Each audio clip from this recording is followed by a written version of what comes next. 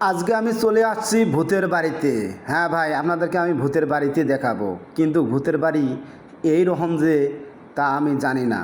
কেননা এটা কিন্তু একটা সরকারি ভবন। এটা সরকারি ভবন হলেও এই ভূতের বাড়ি মিলেই আস্তানা হয়েছে। তার কারণ এর চারিদিক দিয়েই সরকারি আরও ভবন উঠতেছে, সেই ভবনে অফিস চলতেছে, কিন্তু এই ভবনের মধ্যে কোনো অফিস চলাকালীন কোনো মানুষ ব্যবহার হয় না। এবং চলুন এর ভেতরে কি আছে, কি অবস্থা আছে আমি দেখার চেষ্টা করতেছি, নিজেকেই ভয় লাগতেছে দেখাইতে।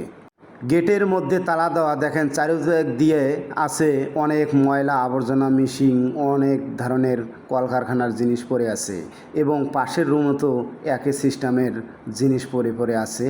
এখানে যে কি তৈরি হচ্ছিল এবং কি কাজ যে এখানে করছিল তা আমি আসলে বলতে পারতেছি না। অবশ্যই একটু আপনারা কমেন্টের মাঝে লিখে যাবেন আসলে সরকারি ভবন এইভাবে কি পড়ে থাকা ঠিক। এবং পাশের একটি রুমেও আমি দেখতেছি অনেক দিনের পুরনো জং ধরা